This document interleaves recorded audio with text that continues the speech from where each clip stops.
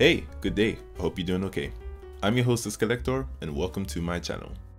As you can see, I have quite the haul in front of me today, and I hope you're as excited to see what's in each as I am in opening them.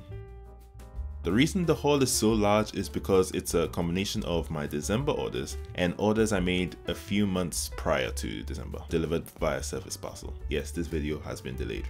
For those who don't know, Surface Parcel is pretty much the slowest delivery option out there. Shipping duration is between 1 to 3 months, sometimes even longer. But enough of the talking already. Let's get this started.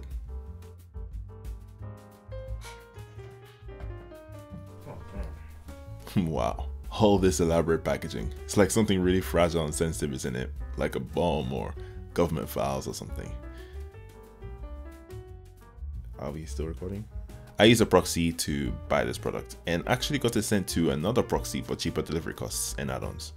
The add-ons being all this protection you see around it. Only took a few weeks after ordering to get to my house, so not too much waiting. But anyways, let's reveal what's inside.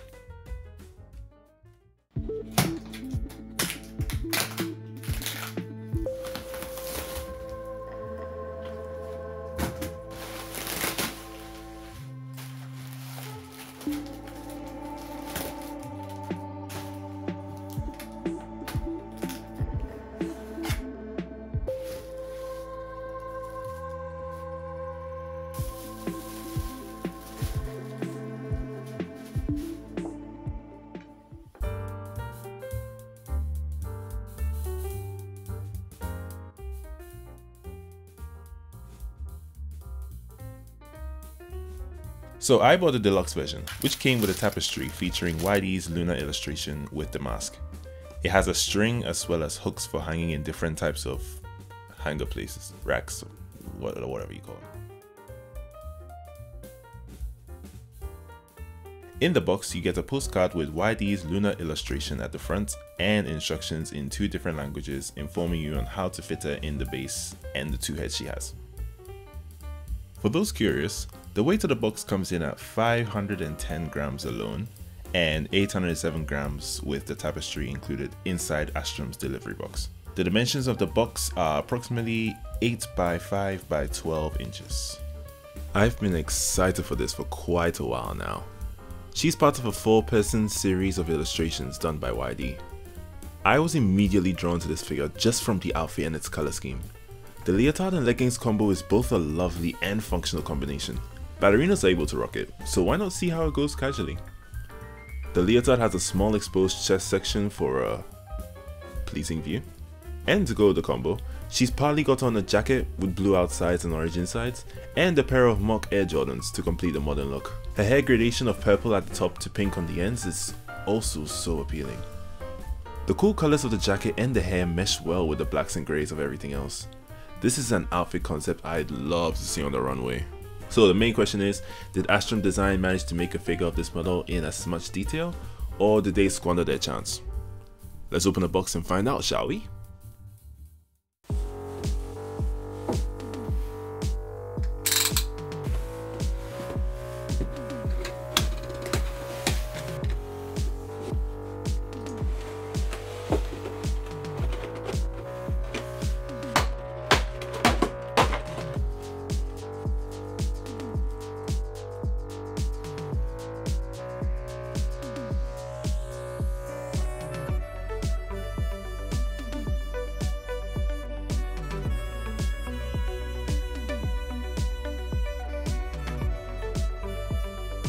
Here she is, the first of a line of 4 figures by Astrom Design, based on the illustrations by the artist YD. It is hard to not notice the sheer quality of the figure's paintwork. No stray paint marks or paint bleeds that are immediately visible to me. Starting from the top, her visage is gorgeous for both heads. Eyes are perfectly aligned and lips for the maskless head are painted and sculpted skillfully. The glossiness of the leotard and the matte finish of the leggings gives the overall figure a diverse look which is equally pleasing to spectate. The shoes have significant detailing, including under the feet, and the reflective material for the strip is a delightful touch. The jacket wrinkles are modeled realistically, and you can tell the way the forearms are bending inside it. The figure just has a dazzling look and feel to it. But I mean, what kind of reviewer would I be if I just lied about the figure and skipped over the issues?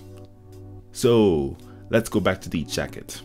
It does not have as much depth in the folds and under the zippers as shown in the prototype, which is a bit of a buzzkill, I have to admit.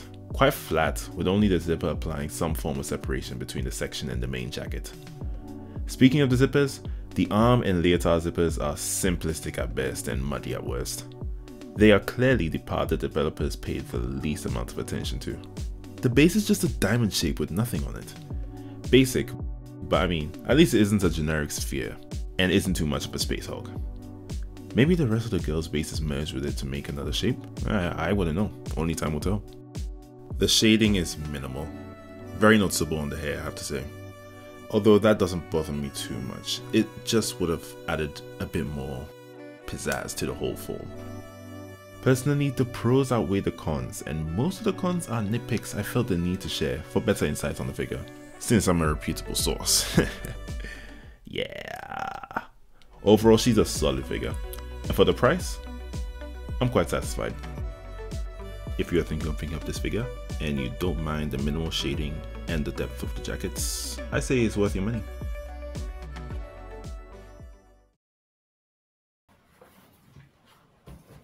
Alright. Where did I get this box from again? Oh, bro. So this figure was bought via Amazon JP. If you choose priority shipping, delivery is always via DHL, meaning it won't take too long for the product to get to you. Now to address why this box has been open already, it's cause my relative's store was for them. This was sent to my while I was away from the country. Let's bring it out, shall we?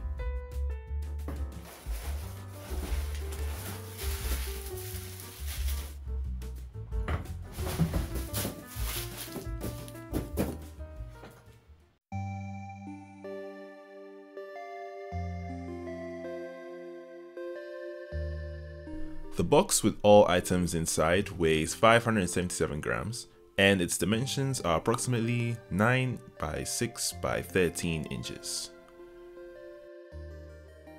In the box, all you have are the instructions on what comes in the box and how to fit every item with each other.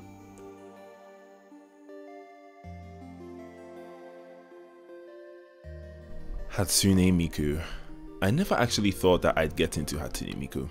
One day I just had the thought of, you know, maybe I'll add Vocaloid to my workout mix. My life wasn't the same. There are a lot of Hatsune Miku figures out there. She has, from what I can recall, the most official figures in the market currently. I'll have to cross check, but I believe that's the case. Now just because of how I like to operate, I would prefer the Miku to be wearing her original outfit. But there aren't a lot of good 1/7s out there with her wearing it. So I just started looking for ones that had a color scheme similar, and that's where this one caught my eye. The Racing Miku figure line is so appealing. Every year, Good Smile Company gets an artist to make an outfit for Miku in their style, and it's quite the sight every year. Tori Damono is doing it this year, and she got a buff somewhere, let me just say. The 2013 Miku just had a pretty awesome butt design. I felt that Miku had a pretty awesome design, and I'm excited to see how she came out. So let's get to opening it, shall we?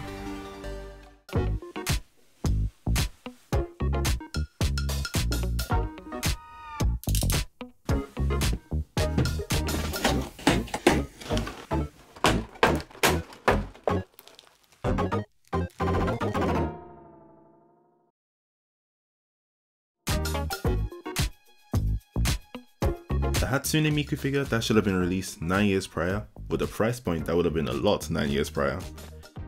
It's a charming specimen. At only 14,000 yen approximately, it feels like she could stand up against a lot of 1/7 figures going for 20,000 yen these days. The figure has solid sculpting throughout. It's a faithful representation of Saito's illustration, with the only slight variance being around the cuter face, I feel. The sculpt is anatomically sound, with no noticeable odd segments. Miku's posterior. The fingers have been meticulously sculpted, and even the nails have been developed. The twin tails flow in a dynamic formation, each with hair strands that split from the main forms, which further adds to the natural flow of it all. Miku's posterior. The translucent material used for the futuristic skirt gives it a distinctive look. Miku's The painting is wonderful. It's something I expected considering the price, yet I fail to spot much paint bleeding. The paint job is sound throughout, and there's even gradation included at the ends and bends of the hair sculpt, and various silver segments. The slight gloss effect the silver segments have adds variations to the figure design, which prevents it from giving the figure a flat look, I'd say. As much work as that paint job does, however, it doesn't prevent the figure itself from looking completely flat. What I mean by this is there is little to no shading whatsoever, which lowers the quality of the skin's paint job especially. Not to mention, the skin is slightly more saturated than that of the average fair skinned figure. You would notice it especially when put next to other figures. It is quite slight though, so it doesn't bother me. The base is quite disappointing, and there's nothing for me to defend here. A transparent and unnecessarily wide plastic base. This is going to be replaced, so keep an eye out for my shelf for when that inevitably happens. Now, the elephant in the room. Her head is angled differently to the prototype. It's quite a weird mass manufacturing choice, or error that they didn't bother to change. I can't know. I don't work there. Everything with this figure, including the face, is accurate to the prototype, but for some reason the head position just didn't follow the script. Now, despite those handful of cons, I do feel this is a lovely figure overall. The head isn't a deal breaker for me, and the lack of shading is not the end all be all, especially with how affordable this scale is. If you have your eyes on this Miku, and the few cons I mentioned don't kill your interest, I do recommend you pick her up. She's gorgeous, and that posterior is so freaking nice. So, these boxes contain some art books ordered via from Japan, which is a proxy service. In case you don't know, proxy services are services where people purchase items abroad for you and ship them to your location. Now, both of these boxes were sent via service parcel, so it took a while to finally get to my location.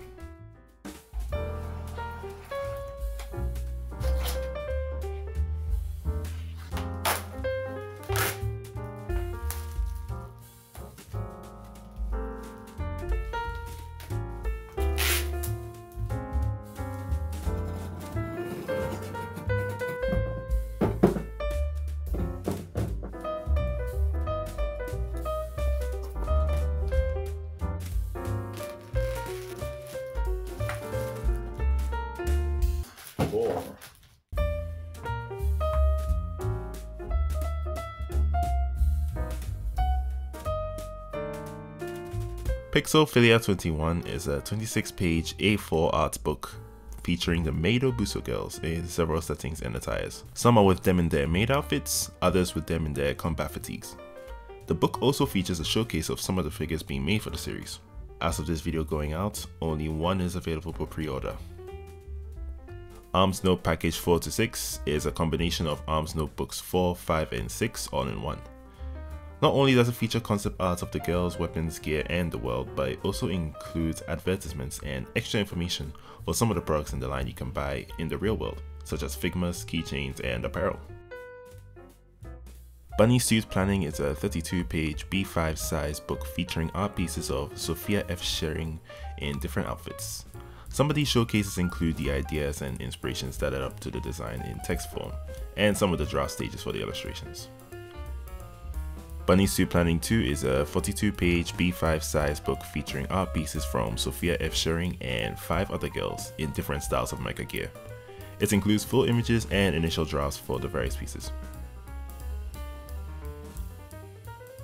Tokujo-chan is a 36-page B5 sized art book that features Tokujo-chan in various situations. Besides general art pieces, it contains a handful of short comics and 2 character pages for Tokujo-chan number 1 and 2. The special version that I got came with an A4 file and an extra erodoshi.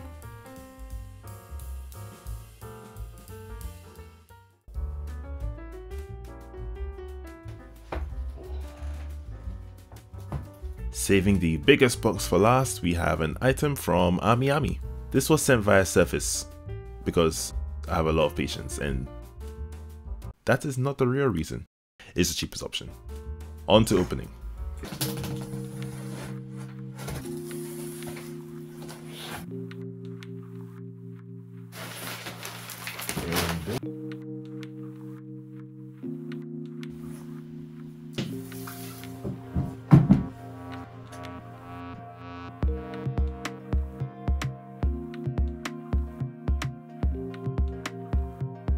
The box comes in at 1,613 grams and its dimensions are approximately 14 by 10 by 14 inches. The figure comes with instructions on how to put the figure in the pegs, replacing the arm, and it lets you know how to rotate the turret on the ball. Belfast, one of, if not my favorite ship in the game. A maid who is both loving and caring to everyone and is very serious about her duties. And unlike some other ships, knows how to fulfill those duties. This skin looked so lovely in the game. And after seeing Alta was making it, I couldn't pass up the opportunity to get her. So let's see how one of the masters in the game managed to produce it.